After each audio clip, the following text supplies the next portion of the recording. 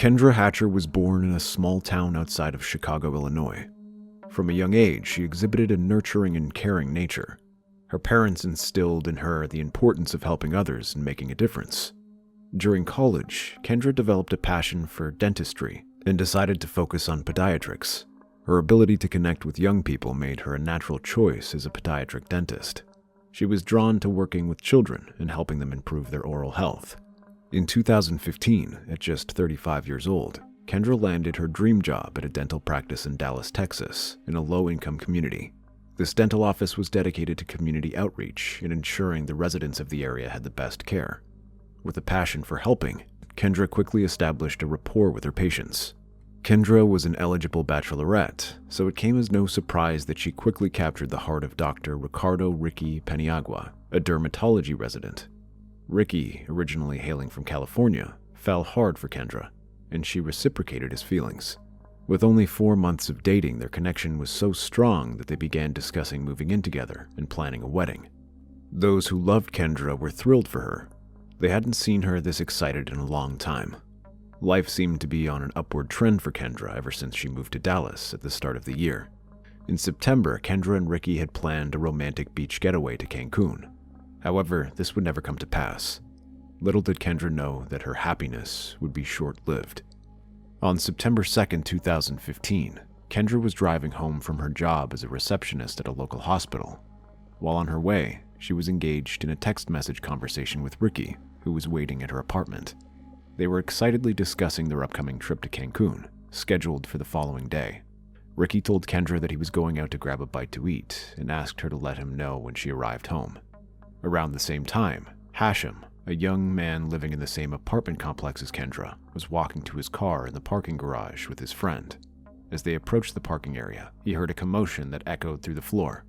Hashim and his friend paused for a moment, startled by the intense sound of screaming and a series of pop noises that sounded like gunshots. Suddenly, a black Jeep Cherokee screeched past Hashim, shocking him and his friend. Scared, Hashim and his friend got into their car and followed the Jeep out of the parking garage. As they exited the garage, Hashim noticed a body lying on the ground next to a white Toyota Camry. When Hashim made it to the street, he pulled over and called 911 and told them he saw a woman lying on the ground with blood coming from her neck. Police officers and paramedics arrived at the scene to find the woman already dead. After carefully surveying the area, officers ran the victim's vehicle number and discovered it belonged to Dr. Kendra Hatcher. Officers retrieved Kendra's driver's license photo from the database to confirm the victim's identity. The resemblance was undeniable, and the officers concluded that Kendra was the victim. As the parking lot was designated as the crime scene, Ricky, who had been incessantly texting and phoning Kendra but receiving no response, rapidly grew concerned. One of the homicide detectives approached him. Ricky identified himself as Kendra's boyfriend. The detective then informed Ricky that Kendra had tragically passed away. Initially, Ricky's reaction seemed to the detective to be genuine. However, because he was Kendra's boyfriend and was present at the scene of the crime, he had no choice but to investigate further and determine his involvement. Ricky was taken into custody and brought to the nearby police station for questioning. Meanwhile, a team of crime scene investigators arrived on the scene in the parking garage to begin their examination of the body and gather evidence. Upon their arrival, they quickly noticed that Kendra had been shot through the upper part of the back of her head and exited through her chin. Additionally, the presence of gunshot residue on Kendra's hands suggested the possibility that she had her hands positioned behind her head at the time of the incident. Based on the evidence found at the crime scene, the detectives believed that whoever shot Kendra was standing over her and executed her. Investigators also found a shell casing from a .40 caliber weapon. At the crime scene, investigators stumbled upon a magazine from a handgun. This discovery led the detectives to believe that the shooter, in a moment of haste, may have accidentally hit the release on the gun, causing the magazine to pop out. Upon examination, it was found that the magazine did not contain any DNA or prints that could help identify a suspect. The crime scene provided several crucial clues, but one item stood out. Kendra's purse was missing. This absence led detectives to believe that the motivation behind her murder may have been a robbery gone wrong. With security cameras in various parking garage areas, the detectives sought access to the footage from the apartment complex management. As the detectives waited for the CCTV footage to be reviewed, they interviewed Ricky at the police station. Throughout the interview, Ricky appeared shocked and disoriented. Despite the lack of evidence suggesting Ricky's involvement in Kendra's shooting, the detectives couldn't rule him out as a suspect. However, at the end of the interview, detectives released Ricky as they did not have sufficient evidence to charge him. When the security camera footage from the garage came in, the detectives were confronted with a series of chilling events. The video showed that at 7:15 p.m. on September 2nd, a black Jeep Cherokee followed a resident through the parking garage and parked in a spot. About 20 minutes later, at 7:42 p.m., a white Toyota Camry pulled into the garage. As Kendra pulled into her designated parking spot, the suspect left the Jeep and walked out of frame, heading in the direction of Kendra's car. The Jeep abruptly reversed, and the suspect walked back into the vehicle, entering the passenger side. Then the Jeep sped out of the parking garage. Because the footage was grainy, the detectives could not make out any features on the shooter or the license plate number on the Jeep. However, one crucial piece of information came to light during the review of the security camera footage. The Jeep driver, a woman, was seen on one of the cameras as she exited the parking garage. One of the detectives took a still image of the woman's face and released a widely publicized picture. This photograph was paired with a picture of the black Jeep Cherokee. 2 days after Kendra's death, Jose Ortez contacted the police and said he wanted to speak to the detectives working on the case. Jose agreed to meet with the detectives at the police station. During their meeting, Jose informed the detectives that the Jeep seen on the news belonged to him. He recognized the unique characteristics of the vehicle, such as the customized rims and bumper trim, which made him confident that it was indeed his car. However, Jose denied any involvement in the crime. He expressed a strong desire to clear his name and stated that he had loaned his Jeep to his friend Brenda Delgado on September 2nd. Jose claimed that there was no way Brenda was the driver of the vehicle, because at the time of Kendra's murder, he and Brenda had been eating dinner at Chili's. Jose revealed that Brenda had threatened him after he confronted her about the fact that his Jeep, which he had let her use, had been on the news and involved in a crime. Brenda had told him to leave the police out of the issue, or else there might be need for authorities to question his immigration status. Furthermore, Brenda had offered to pay for the Jeep to be painted, so it didn't match the car the police were looking for. This revelation piqued the detectives' interest, as they became increasingly convinced that Brenda may have valuable information about Kendra's murder. That same day, September 4th, the detectives called Brenda Delgado and asked her to come to the police department for an interview to learn more about her. Through this search, they discovered that Brenda had immigrated from Mexico to Dallas as a little girl. Those who knew Brenda described her as quiet and reserved, yet they always noticed an upbeat energy about her. At the time of the murder, Brenda was 33 years old and was diligently working towards obtaining her certification as a dental hygienist. Her professors at the dental hygienist school spoke highly of her and praised her ambition and drive. They believed she had great potential and a bright future in the field.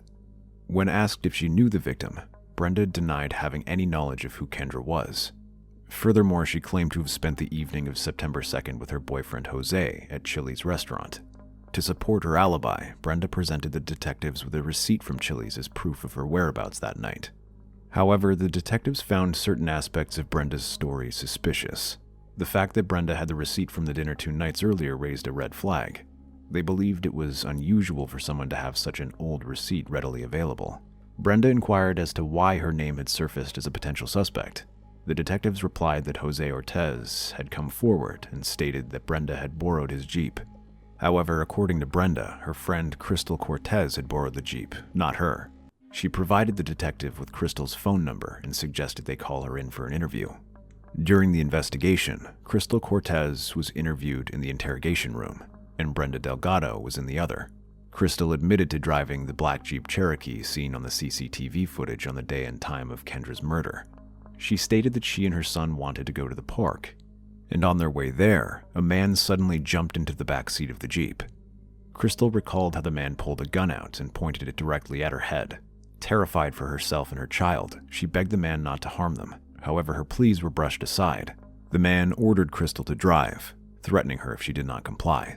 With the gun still held to her head, Crystal reluctantly followed the man's instructions, complying with his demands.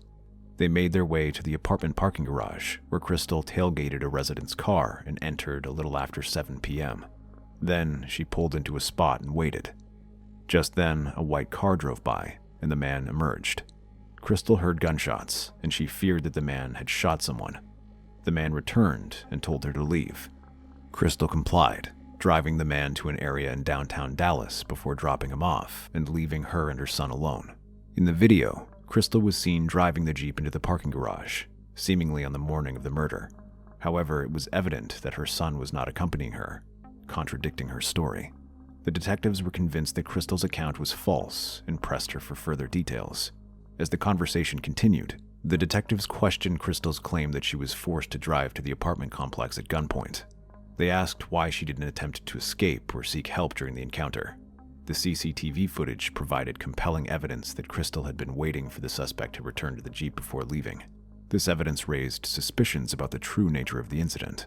Faced with the mounting evidence and the detectives' persistent questioning, Crystal eventually confessed to the planned attack on Kendra. However, she insisted that she didn't know the man with her possessed a gun. She claimed that they had only intended to rob Kendra, not harm her. According to Crystal, Kendra did not willingly hand her bag over, which led to an altercation and, ultimately, the man shooting her. Crystal said that after the shooting, the man returned to the Jeep and told her not to tell anyone about the incident or he would kill her. Crystal claimed that her friend Brenda Delgado had come up with the idea. The detectives pressed Crystal for more information, seeking to understand the connection between Brenda and Kendra. She divulged that she believed Kendra and Brenda were interested in the same man. This revelation raised interesting questions about the nature of their relationship and whether it could have played a role in the murder. During the investigation, the detectives discovered that Ricky had been in a relationship with Brenda Delgado for 2.5 years. The couple ended their relationship in June 2014. They decided to give it another shot by December of the same year. However, this attempt proved short-lived, as they broke up for good in February 2015. Just weeks after breaking up with Brenda, Ricky met Brenda again and quickly developed feelings for her. He moved quickly, updating his profile picture on Facebook to include himself and Kendra. This sudden change set off alarms for Brenda, who felt threatened by the new relationship. Crystal alleged that Brenda had approached her with an offer to commit a robbery. According to Crystal, Brenda claimed she wanted to steal Kendra's purse and promised to pay her $500 in return for her involvement. However, Crystal insisted that the intention was never to murder Kendra, but rather to rob her. The detectives, suspicious of Crystal's claims, decided to confront Brenda in a separate interrogation room. They informed Brenda that they had discovered that she had been in a romantic relationship with Kendra's boyfriend, which Brenda denied having any knowledge about. Despite their suspicions, Brenda continued to insist that she had no involvement in Kendra's murder. With the woman's consent, the detectives thoroughly searched Brenda's and Crystal's cell phones. They discovered that the two had met for lunch on the day Kendra was killed. Additionally, they saw that Brenda had given Crystal the promised $500 in cash. Further investigation revealed a photograph on Crystal's phone taken after the payment was made. This photo shows Crystal holding the money in the shape of a heart. What disturbed the detectives was that Crystal did not show any signs of being upset or scared. Instead, she appeared to revel in the situation. The detectives returned to Crystal's interrogation room, where they questioned her about the selfie they had found on her phone. They asked why she appeared to be so happy and carefree if she was so disturbed by Kendra's death, as she had claimed earlier. The detectives pressed further, questioning Crystal on the identity of the man who shot Kendra. Crystal hesitantly revealed that she believed the shooter's name was Lamar. She claimed to have met Lamar at a bar downtown Dallas 1 month earlier. According to Crystal, Lamar drove a blue Chrysler Sebring. However, the detectives remained unsure about Crystal's truthfulness regarding the shooter's identity. They believed Crystal may have given a false name to protect the real culprit. Therefore, they decided to investigate Crystal's claim further by contacting Lamar and obtaining his phone number. Crystal gave the detectives Lamar's phone number, which they promptly handed to the investigation team. After Crystal's interrogation, she was arrested as she admitted to receiving payment from Brenda to be a getaway driver. However, the detectives did not have enough evidence to place Brenda under arrest for murder. Because Brenda had unpaid traffic tickets, the detectives proceeded to arrest Brenda for that and take her into custody while they determined the next steps in their investigation. The detectives, eager to find the perpetrator, began searching for an individual named Lamar in their criminal records database. However, to their disappointment, they found no information suggesting any connection between Lamar and the crime. Determined to uncover the shooter's true name, the detective team sought assistance from the Federal Bureau of Investigation, the FBI. With their assistance, the detectives tracked down the phone number Crystal had given them, claiming it belonged to the shooter. Upon conducting surveillance on the home connected to the phone number, the officers observed a blue Chrysler Sebring parked in the driveway. This description matched the vehicle Crystal had claimed the shooter owned. On September 30th, nearly 1 month after Kendra's murder, a man was observed exiting the house. He got into the Chrysler Sebring and pulled out from the driveway. The officers followed the car to a nearby parking lot, where the FBI made direct contact with the driver. Agents from the FBI identified the driver of the blue Sebring as 31-year-old Christopher Love. Upon apprehending Christopher, his vehicle was transferred to the auto impound lot for processing. During the search of Christopher's car, the crime scene investigators discovered a .40 caliber firearm, the same caliber used to shoot and kill Kendra. This discovery prompted the detectives to rush to the firearm lab to conduct a test fire test. Within 1 hour, the results of the test confirmed that the shell casing found at the crime scene was indeed a match for Christopher's gun. The implications of this discovery were significant, as it directly linked Christopher to the shooting. With evidence mounting against him, Christopher was transported to the police station, where the detectives were waiting to interview him. Upon arrival, Christopher was confronted with a picture of the gun that was found in his car. To the surprise of the detectives, Christopher admitted to owning the gun, but denied being the person responsible for shooting Kendra. Christopher initially claimed that Crystal was the one who fatally shot Kendra. However, the detectives discovered that Crystal had been driving the Jeep at the time of Kendra's death, based on the CCTV footage. Further investigation revealed that Brenda, another suspect, had offered Christopher compensation in the form of drugs if he would assist in the crime. Christopher claimed that Brenda had told him that Kendra had stolen drugs from her house and also had a connection to a drug cartel. However, when confronted by the detectives, they revealed that Kendra had no drug connections and was a beloved children's dentist. Based on the new information, Christopher was charged with capital murder and placed in the Dallas County Jail. Brenda, on the other hand, was held in custody initially. However, she eventually paid the fine for her parking ticket on September 5th and was released from custody. When Brenda was released from custody, she wasted no time in fleeing the country. She boarded a bus and headed to the Mexican border, hoping to evade capture. However, the authorities were vigilant in their search for Brenda and swiftly took action. The detectives contacted the media, issuing a public alert that Brenda was wanted for capital murder. They urged Brenda to turn herself in. Unfortunately, Brenda had no intention of heeding these calls. Instead, she crossed the border into Mexico, where she remained hidden for months. The Dallas Police Department, FBI, and local Mexican authorities joined forces to locate her and bring her to justice. The exhaustive search for Brenda involved various resources and strategies. Detectives combed through surveillance footage, interviewed potential witnesses, and conducted thorough background checks. Their relentless efforts paid off 7 months later in April 2016, when Brenda was finally located in Mexico. With Brenda in custody, the authorities faced the challenge of extraditing her to the United States. However, there was one crucial condition that needed to be met. The United States had to promise that they would not seek the death penalty against her. After negotiations, the United States agreed to the conditions put forth by Mexico. As a result, Brenda was extradited to the USA to stand trial for capital murder. The case against Brenda gained strength when Crystal Cortez made a plea deal with the prosecution. She signed an agreement to testify against Brenda in exchange for a reduced sentence. Crystal admitted to her involvement in the murder and was sentenced to 35 years in prison. In 2019, during Brenda's trial, Crystal testified that in September 2015, while Brenda was eating dinner with Jose at Chili's for an alibi, she and Christopher Love snuck into the parking garage at Kendra's apartment complex and awaited Kendra. When Kendra drove by in her white Toyota Camry, Crystal testified Christopher got out of the car, shot Kendra, took her purse, and ran back to where Crystal was waiting in the Jeep. Brenda's defense attorney refuted Crystal's testimony and said that Brenda, being a mastermind behind a murder for hire, did not match her personality. The defense claimed that Crystal Cortez and Christopher Love planned to rob and kill Kendra after they heard Brenda badmouthing her, thinking Brenda would be an easy target to pin it on. After deliberations, the jury found Brenda guilty of capital murder. Brenda received a life sentence without parole. On October 31st, 2018, Christopher Love was also found guilty of capital murder and was sentenced to death.